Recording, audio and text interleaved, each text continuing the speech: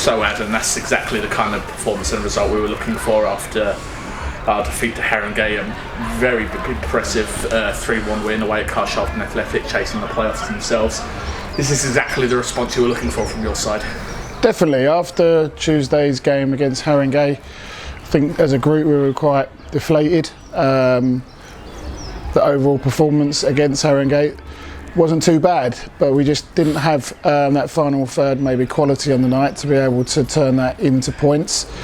And we knew today was going to be a tough test. I think Carshalton before the game had the second best home record in the league. They don't let a lot of goals in as well, so defensively we knew it was going to be a game where when the chances came we needed to take them. But I think overall our performance was deserving of the 3 points. Obviously you've got a good number of goals today. Marcel's got the first. There's a bit of question about whether Marcel got the second or whether Jerson did on his debut. Then the third one looks like it might have been DJ's goal, whether Finn might have got the final touch was hard to tell.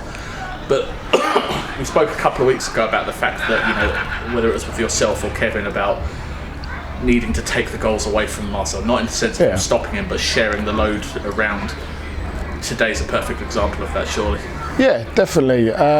Marcel took his goal really well. I would say probably the second goal's his as well, from the angle we were looking at. But yeah, it was. We've said over the weeks that it can't just be our forwards that score. And whilst Marcel got 2 today, I think getting that third goal took the game away from them a little bit. It kind of at 2-1, if they score at home and they start rallying, I think that extra goal just gave us something to be a bit more dogged in our defending. Took a little bit of the pressure off in terms of if they did score, we still had another goal cushion. So it was an important goal. It was good to get a goal from a set piece as well, because that's not been an area we've been overly strong at. But today's performance was as good as it was going forward. I thought defensively we didn't give them any notable chances apart from the good play they had to score their goal. I think we worked extremely hard, and I think we got the rewards for that hard work.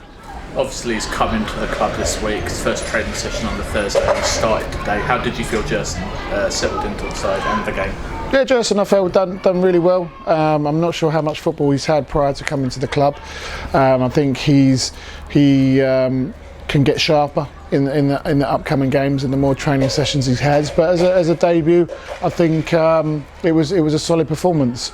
He brings a bit more experience in that front line, and we were looking here with the games that we've got left. If we was to lose Marcel for some reason, then we would have in young Daniel, we would have someone that's quite inexperienced for the level. So we brought Jerson in. He was happy to come in, and I'm glad that he helped us today get a good away win.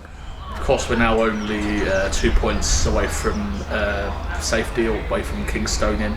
You look at the results around the league today, I think we were the only side to have won in the bottom half of the league table. Still a long way to go, and still some very tricky games for all sides, including us.